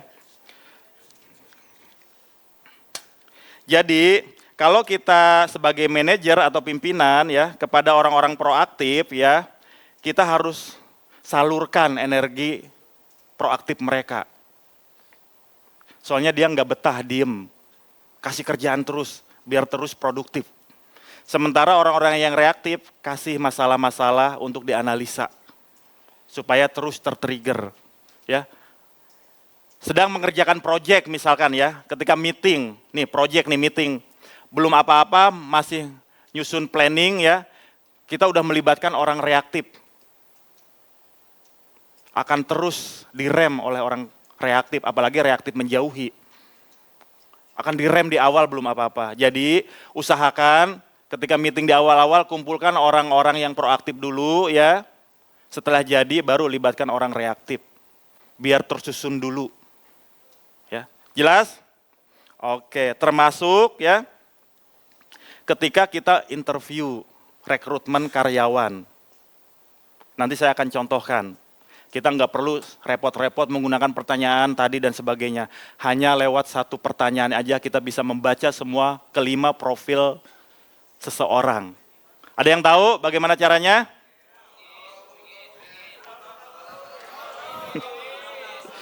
Mau tahu, mau tahu? Kangsu. Mau tahu dong? Oke, jawabannya simpel Bapak Ibu ya. Ketika Bapak Ibu merekrut calon karyawan, Bapak dan Ibu cukup memberikan satu pertanyaan aja. Pertanyaannya adalah, silahkan Anda ceritakan mengenai diri Anda. Udah cukup itu aja. Enggak usah ngomong lagi, dia akan bercerita panjang lebar. Dari A sampai Z. Dari situ kita bisa membaca apakah dia internal, eksternal, proaktif, reaktif. Untuk mengetahui proaktif atau reaktif, kita cukup memperhatikan cara dia menjawab. Kalau dia satset menjawab, bisa dipastikan dia proaktif. Tapi orang-orang reaktif ketika ingin menjawab, dia akan mikir ke atas pandangannya. Dia akan lama, akan ada nge-lag dulu alias delay dulu. Orang reaktif. Jelas ya? Oke. Kita akan praktek membuat profil 5 profil ya dengan mudah. Saya minta tolong bagikan formulirnya ke semua. Silakan. Jadi Bapak dan Ibu akan membawa oleh-oleh ya. Saya akan bagikan formulir profilnya. Silakan Bapak dan Ibu memprofil timnya tadi ya berdua. Oke. Saya minta ditampilkan slide terakhir Kang Hafiz mengenai tahapannya.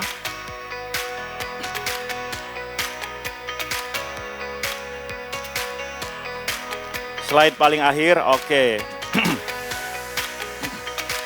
Next, setelah ini satu lagi Kang Hafiz. Nah ini. Jadi Bapak dan Ibu, yang pertama Bapak dan Ibu sudah menentukan konteks ya, biar lebih cepat. Bapak dan Ibu sudah menentukan konteks dan sudah juga menentukan kriteria. Ya. Kalau saran saya sih samakan aja, atau kalau mau beda ya silahkan. Cuma waktu kita terbatas, jadi kita batasi nanti waktunya ya. Yang pertama tentukan kriteria dengan pertanyaan apa yang Anda butuhkan dari sebuah konteks, seperti yang tadi kita contohkan. Yang kedua, untuk menentukan profil yang nomor 2, mengapa kriteria pada konteks tersebut penting bagi Anda? Tanyakan 3-4 kali sampai kelihatan kecenderungannya, mendekati atau menjauhi. Yang ketiga, untuk menentukan profil nomor 3 dengan pertanyaan kunci, bagaimana Anda tahu bahwa Anda sudah melakukan konteks dengan baik? Kalau jawabannya mengarah ke dirinya, bisa dipastikan dia internal. Tapi kalau jawabannya ya, saya merasa saya udah bekerja baik ketika klien saya enggak ada lagi komplain. Contoh, ketika klien saya happy, itu berarti bisa dipastikan eksternal. Eksternal ya. Nah, Nomor 4, untuk menentukan profil 4, cukup dengan pertanyaan mengapa Anda memilih konteks Anda yang sekarang, memilih bisnis atau pekerjaan Anda sekarang. Kalau jawabannya to the point, bisa dipastikan dia opsional. Kalau jawabannya ngalor ngidul, panjang lebar, bisa dipastikan prosedural. Dan yang terakhir, untuk menentukan profil nomor 5, apa hubungan antara pekerjaan sekarang dengan pekerjaan yang sebelumnya? Apakah dia jawabannya cenderung ke persamaan, persamaan dengan perbedaan atau perbedaan? Dan yang terakhir, profil nomor 1, cukup perhatikan cara dia menjawab, gesturnya bagaimana. Kalau dia cepat menjawab, dia dipastikan proaktif. Kalau dia banyak mikir, delay dan sebagainya, reaktif. Jelas ya? Mudah? Mudah? Oke, ini contohnya yang udah saya lakukan. Profilnya yang udah di-scan. Nah, ini contohnya. Sambil ini aja, sambil praktek aja, nanti sambil nyontek ke sini, nanti ditampilkan di layar ya. Nah, ini contoh yang udah saya lakukan ya. Saya melakukan profil ke tim saya digital marketing atas nama Habib. Konteksnya pekerjaan di kantor, kriterianya bagi dia, kriterianya ketika bekerja dia ingin nomor 1 gaji besar, nomor 2 dekat dengan rumah, dan kriteria nomor 3 bagi dia adalah sesuai passion, yang keempat bisa melejitkan potensi. Dengan konteks pekerjaan dan 4 kriteria ini, ternyata Habib ya tingkat motivasinya cenderung proaktif. Sementara arah motivasinya dia mendekati, kemudian sumber motivasinya itu eksternal, dasar motivasinya dia opsional, yang terakhir dia cenderung perbedaan. Untuk poinnya 1 atau sampai 5 itu subjektif ya, Bapak Ibu bisa mengira-ngira. Ini orangnya eksternal banget atau di tengah-tengah ya, atau yang mana gitu ya. Jadi diarsir salah satu aja seperti ini. Jelas, paham? Paham ya, mudah ya? Oke ya. Silakan membentuk kelompok ya. Oke, saya juga ingin menunjukkan nih yang terakhir, Kak Hafiz. Ini hasil profiling tim saya. Tuh, lihat. Saya udah memprofiling tim saya satu persatu. Ya, nanti Bapak dan Ibu bisa juga melakukan profiling terhadap timnya di kantor atau di rumah. Suami memprofiling istri, istri memprofiling suami. Wah, suami saya ini motivasinya arahnya kemana nih? Kok suami saya jarang pulang nih? Ternyata motivasinya di luar, jangan-jangan kan gitu. Nah ya, hati-hati. Jadi akan semakin lebih memahami. Oke, siap, silakan membentuk tim masing-masing 2 orang, bisa kiri kanan, bisa depan belakang. Mulai dari sekarang, 1, 2, 3, go! Waktunya 5 menit ya, nggak lama ya. 5 menit, silahkan. Oke, silahkan kembali ke posisi semula Bapak Ibu.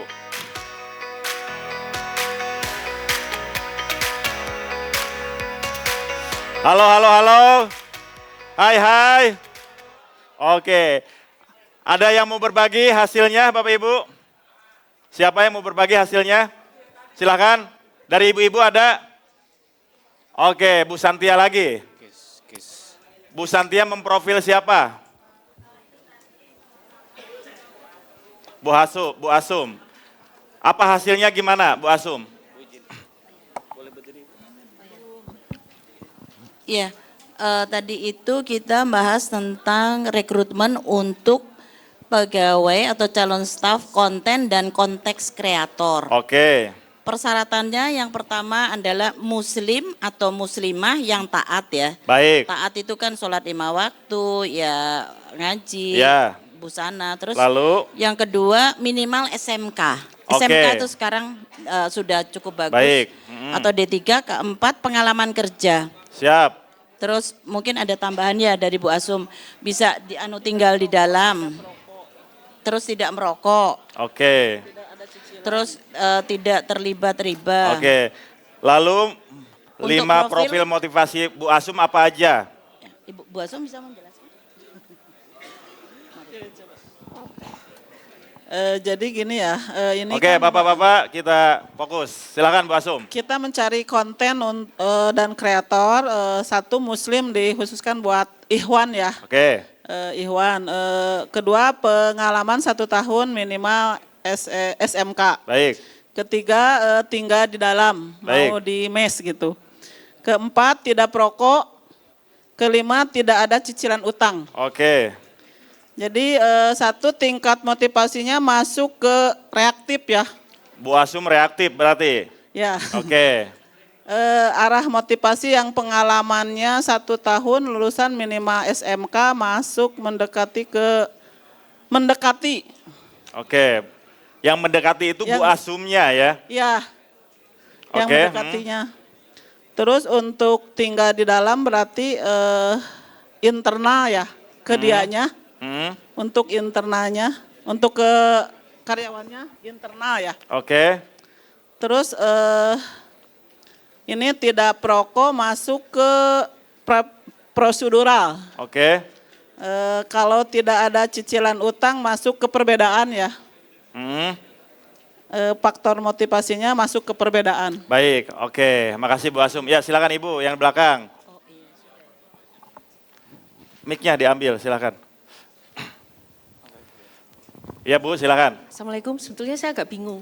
Ini yang mengisi kriteria adalah saya sebagai pencari pekerja atau pelamar pekerja. Oke, Bapak Ibu, ketika konteksnya mencari calon karyawan, yang menentukan kriteria adalah kita sebagai perekrut, kita sebagai owner, kita mau kriteria karyawan seperti apa. 1, 2, 3, 4, 5 itulah kriteria yang kita inginkan. Kemudian penilaian itu kan berdasarkan interview kan? Interview terhadap karyawan. Saya menentukan kriteria karyawan bla bla bla bla, misalnya berpendidikan minimal SMK, kemudian jurusan IPA, misalnya gitu, dan seterusnya. Nah, itu nanti yang menentukan profil adalah saya sebagai interviewer kan? Ya. Oh yes. Jadi Bapak Ibu saya perjelas ya, ketika konteksnya rekrut karyawan, kita udah memiliki kriteria 1 sampai sekian. Kemudian kita interview, datanglah calon karyawan itu kemudian kita interview. Selama interview itu Bapak Ibu kita bisa membaca perilaku si calon karyawan itu. Si calon karyawan itu apakah dia cenderung mendekati, menjauhi, internal atau eksternal. Jelas ya? Tetapi di dalam ruangan ini ya, karena yang sedang belajar adalah para ownernya, ya, saya berikan contoh kasus masing-masing, konteksnya apa, kriterianya apa. Jadi yang dinilai adalah diri kitanya. Si A memprofil si B memprofil si A. Jadi si A menceritakan profilnya si B setelah digali melalui pertanyaan-pertanyaan tadi. Ada lagi dari bapak-bapak yang ingin share hasilnya? Oke, Mas Arga silahkan. Ya terima kasih. Kalau saya memprofil Pak Dani, ya konteksnya milih mobil. Baik. Yang pertama merek, yang kedua warna. Bapak Ibu kita dengarkan ya Mas Arga. Oke. Dalam milih mobil, yang pertama merek, warna, jok kulit sama pelek. Baik. Kalau dari tingkat motivasi setelah beliau cerita bagaimana pengalaman ketika memilih mobil, beliau termasuk reaktif. Baik. Karena ceritanya melebar. Oke. Yang kedua arah motivasi itu mendekati karena beliau beli mobil ingin untuk kerjanya lebih lancar. Baik. Yang ketiga sumber motivasi itu eksternal karena memilih mobil Toyota berdasarkan referensi dari luar. Oke. Yang keempat dasar motivasi kenapa prosedural ketika beliau menyampaikan intinya panjang lebar penjelasannya. Yang kelima faktor motivasi yaitu beliau perbedaan karena dari kenapa memilih mobil Toyota dari pengalaman mobil sebelumnya lebih enak mobil Toyota. Oke, baik. Jelas ya Bapak Ibu ya? Jelas ya, ada lagi yang mau berbagi? Ada? Oke, Bu Dia, belakang silakan. Bu Dia memprofil siapa? Oh, ini sebenarnya Bu Eli, tapi saya mau ini Bu Eli kok nilai saya tinggi semua ya, aduh saya jadi pusing. Jadi saya harus bertanya sama suami saya ini, apakah seperti itu istrinya?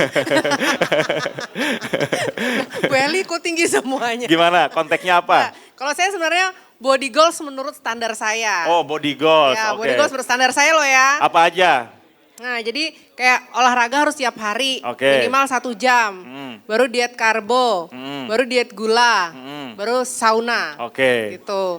Nah, kalau tingkat motivasinya, tadi jawaban saya itu pokoknya harus pergi, Oke. pokoknya harus olahraga gitu. Terserah suami ngizinin enggaknya itu urusan belakangan. Oke. Gitu. Pokoknya harus berangkat. Ya, gimana Pak? Gimana betul gitu ya? Baik, terus? Pokoknya sedikit memaksa. Terus kalau arah motivasinya mendekati, karena tadi Jawaban saya itu ya harus sesuai Bu, nanti harus standar saya itu. Oke. Body goalnya. Jadi bukan kurus, bukan apa, pokoknya standar saya seperti apa. Berdasarkan standar Ibu ya. Ya. Oke. Terus kalau tadi sumber motivasinya tuh kenapa ya kok saya jadi internal ya? Ya tadi internal itu berdasarkan standar dari diri. Kalau yang arah motivasi mendekati ke goal, tujuan. Iya, ke tujuan. Ya. Jadi sumber motivasi internal ya? Internal? Internal. Oke, Ya. lanjut yang dasar motivasinya Motivasi apa? tadi opsional sih. Opsional. Iya, terus kalau faktor motivasinya perbedaan. Perbedaan. Iya. Jadi sekarang Bu Dia sudah mulai lebih memahami diri sendiri ya? Iya. Untuk konteks ini ya? Ya, dan ini saya dari kemarin saya bingung, apa ya menjadi konteks saya ya gitu. Ini baru dapat tadi dan, loh Bu kok tinggi semua sih? Oke, Bapak Ibu ada lagi? Ada lagi yang mau berbagi? Ada? Masih ada? Bu Santi lagi? Oke, gimana Bu?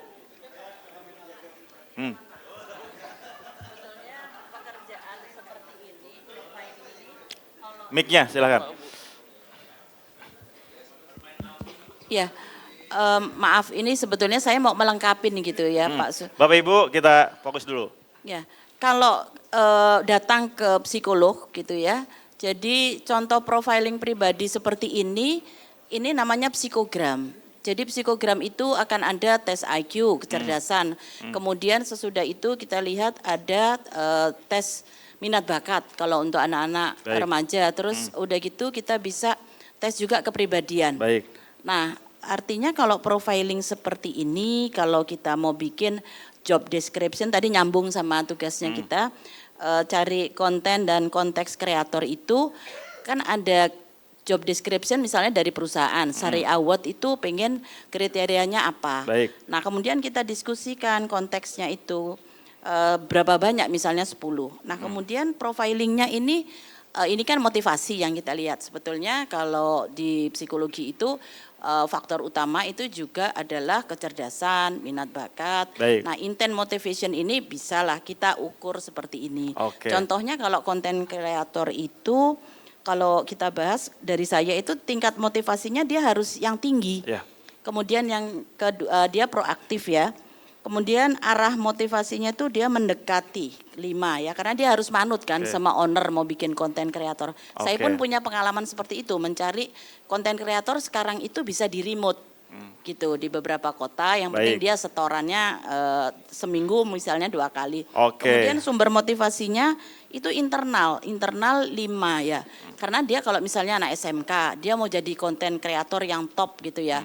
Kan dia harus dari bawah dulu gitu sampai jam terbangnya berapa. Dasar motivasinya adalah prosedural. Itu fix ya, prosedural. Terus faktor motivasinya adalah persamaan dan perbedaan. Saya kasih 3. Karena apa? Dia juga harus punya ide-ide kreatif kan. Tapi dia juga harus ikut owner. Kita mau jual apa gitu. Itu dari saya. Terima kasih. Baik, terima kasih Bu Santi ya. Kita kasih aplaus dulu deh untuk kita semua. Oke, Bapak Ibu, cara ini adalah cara yang paling sederhana ya. Selain cara ini masih banyak cara yang lain yang seperti disampaikan oleh Bu Santi ya. Kita bisa melakukan tes dan sebagainya, tes IQ, ISQ dan sebagainya Bapak Ibu. Dan cara ini adalah cara yang paling sederhana dan paling cepat kita bisa melihat. Nah, di luar sana Bapak Ibu kita nggak perlu seformal ini memberikan pertanyaan-pertanyaan dan sebagainya. Kita bisa mengalir ya. Semakin kita sering berlatih kita akan semakin tajam untuk bisa melihat ya, memahami, kemudian memprediksi. Sehingga kita akan lebih mudah harus memberikan treatment apa dan harus menggerakkan seperti apa. Ya, lagi-lagi Bapak dan Ibu nggak ada benar salah, nggak ada baik buruk. Kemudian yang ada adalah hanyalah ada seseorang yang memiliki potensi, tapi potensinya nggak bisa dilejitkan secara maksimal karena kita tidak memahami potensinya, sehingga salah tempat atau salah posisi, gitu ya. Kemudian Bapak dan Ibu terkait bagaimana Bapak dan Ibu bisa lebih intensif ya menggerakkan anak-anak nih ya yang sulit belajar, yang masih belum mempunyai motivasi untuk meneruskan bisnis orang tua, bagaimana menjadikan satu visi misi orang tua dan anak, begitu juga dan tim ya. kita akan lebih mendetail, lebih dalam, dan lebih mengenal lagi ya. Itu disampaikan di MBUBB Bapak Ibu. Siapa di antara Bapak dan Ibu di sini yang udah pernah ikut MBUBB? Oke ya, nanti bisa bertanya kepada yang sudah pernah ikut MBUBB. Betapa MBUBB bisa merubah mindset siapapun. Ya, orang tua dan anak menjadi satu frekuensi, begitu juga dengan tim. Baik ya, demikian Bapak dan Ibu, insya Allah ini bisa jadi oleh-oleh ya. Nanti kita bisa diskusi juga kalau misalnya belum cukup di luar sana. Insya Allah ini bisa mapping tim Bapak dan Ibu di kantor. Selebihnya saya mohon maaf jika ada kekurangan. Kita akan bersama-sama untuk WUS ya, semuanya berdiri. Kita tutup dulu dengan hamdalah, istighfar, doa penutup majelis. Oke, tangan kiri depan, kaki kiri depan. Kita bersama-sama, 1, 2, 3. Wabillahi taufiq wal hidayah. Wassalamualaikum warahmatullahi wabarakatuh. Waalaikumsalam warahmatullahi wabarakatuh.